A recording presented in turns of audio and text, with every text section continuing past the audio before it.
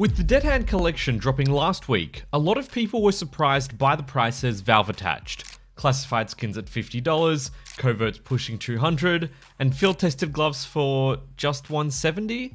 Others are shocked that Valve is asking for over $1,000 for gloves in factory new. So today I've decided to take a look at the numbers and answer the question everyone is asking. Are the terminal prices reasonable or completely out of line? To figure that out, we need to step back and look at the numbers behind it. The best comparison point here is cases. Outside of the new terminal system and trade-ups, the only way gloves come into existence is through case unboxings. The chance of unboxing gloves from a case is 1 in 391. Interestingly, the exact same odds Valve uses for the terminal. With that in mind, I've put together a few spreadsheets. Taking prices from CSFloat and averages from CSROI on the 16th of March, I've collected data for all of the existing glove cases. For each case, we've got its current price, the total cost to open including the $2.49 key, the average value of a gold from that case, the average unbox value when you include everything, the average unbox from only the skins if you don't get a gold, the overall average ROI if you opened infinitely many cases, and then the average cost to unbox a gold, taking the cost to open and multiplying it by 391. This video's sponsor, SkinSwap, is giving you a skin worth up to $50 entirely for free whenever you do your first trade and use my referral code. If you want to refresh your loadout, you can trade your skins for brand new ones in just a couple of seconds. Plus, their market tab now integrates cheap listings from Chinese sites so you can access the best prices without the need for a Chinese ID or bank account. They accept deposits via crypto, MasterCard, and Visa. If you want to cash out, SkinSwap makes that simple too with instant sell options to PayPal or crypto. On top of that, they run free daily, weekly, and monthly giveaways with the chance to earn extra entries simply by trading. Use the link below for a 3% lifetime sales bonus and a free skin worth up to $50. Big thanks to SkinSwap for supporting the channel. Now, in reality, a lot of people reduce the case unboxing cost by first buying skins on third-party sites at a discount and then reselling those skins on the Steam market. Because of the price differences between platforms, this approach can effectively boost Steam balance. I've accounted for this by running all of the calculations in this video a second time under the Optimize label, where the key price is 25% cheaper. Next, let's shift to the new terminal itself. Currently, it's selling for about $17 on Steam. Over time, we can expect this to go down as supply increases, but I don't think it's going to crash nearly as hard as the Genesis terminal did. A lot of people, myself included, think the new skins are significantly better than the Genesis collection. And unlike Genesis, this terminal also includes golds, likely leading to much higher demand. So while Genesis terminals eventually drop down to something like 25 cents, I think a more realistic long-term comparison is the Dreams and Nightmares case. That case has been extremely popular overall, it's been in the active drop pool for years, and right now it sits at around $1.90. With that in mind, let's assume the average cost to open a Dead Hand terminal eventually settles somewhere around $2. If we apply the same 1 in 391 odds for a gold offer, and remember that each terminal gives you up to 5, the expected cost to receive a gold offer works out to roughly $156 on average. This is of course assuming you're paying for the terminals and not only opening ones received in your weekly care package. But that number alone doesn't tell the full story. Even once you get a glove offer, you still need to pay for them. So once you factor that in, what does the cost actually look like? And that's where things get a little tricky. Because it's still so new and we don't have significant pricing data for these gloves, I've had to come up with a way to estimate the current costs. First, I took a look at the current listings for a number of gloves from each of the existing glove collections. I've included the prices for each condition, alongside the odds to unbox that wear level, as the goal was to figure out what the average glove is actually worth. Underneath, I calculated a probability weighted average price for each glove. In other words, instead of just taking the 5 prices for each glove and dividing by 5, I've adjusted the average unbox based on how likely you are to unbox each specific wear level. That gives a much more realistic estimate of what an average glove unbox is worth. Then in the final row, I calculated the average glove price relative to its minimal wear version.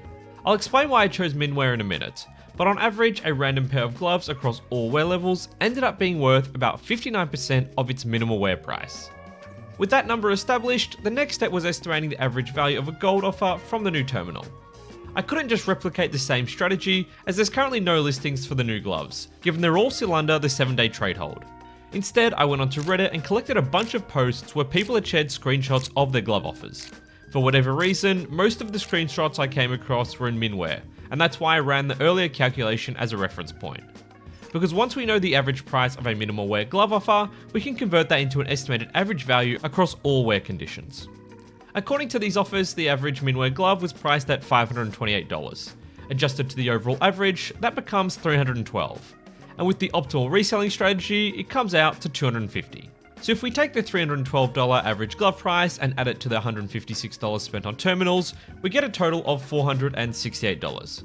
If we optimize Steam balance both for the terminals and buying the gloves, it comes down to $375.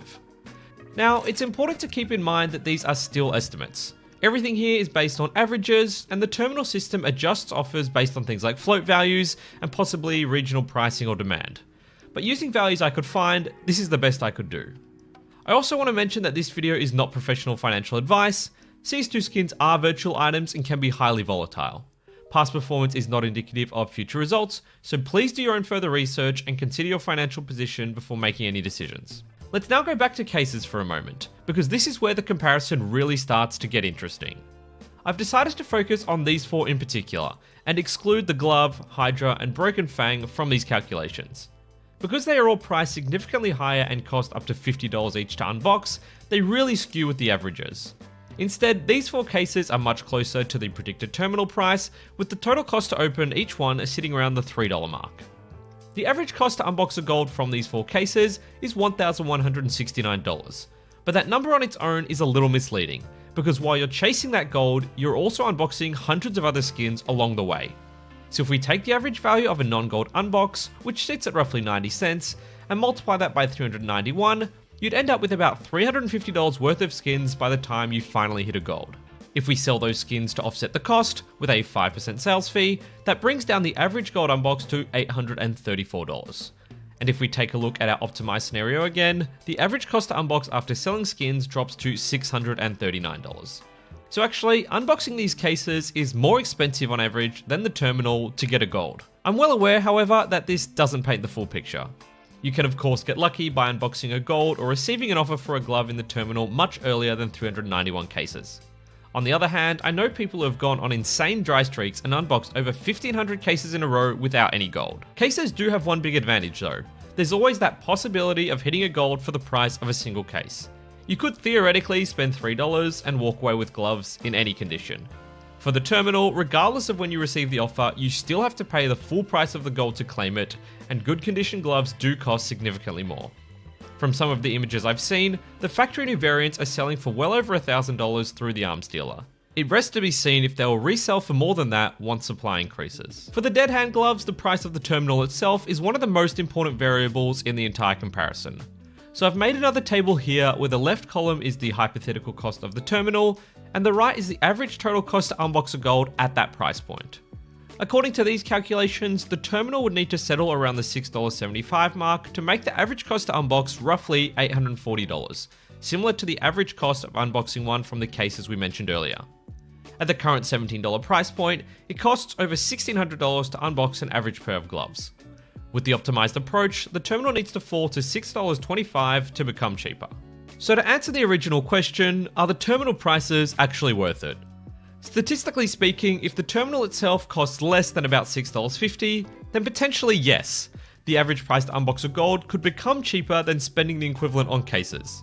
However, spending money on terminals removes the chance to get lucky by pulling an expensive item for just a couple of dollars, and heavily funds Gaben's yacht adventures.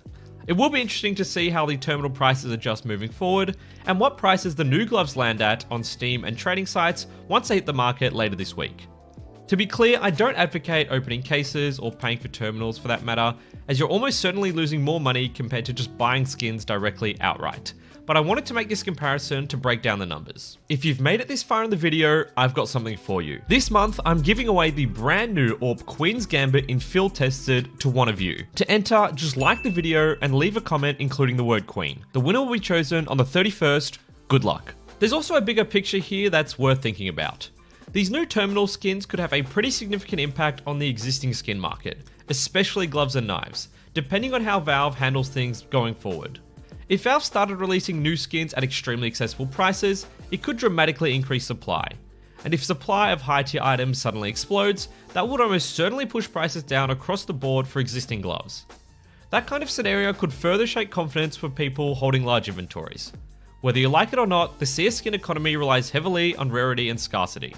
In my opinion, keeping high-end gloves relatively rare is actually beneficial for the overall ecosystem.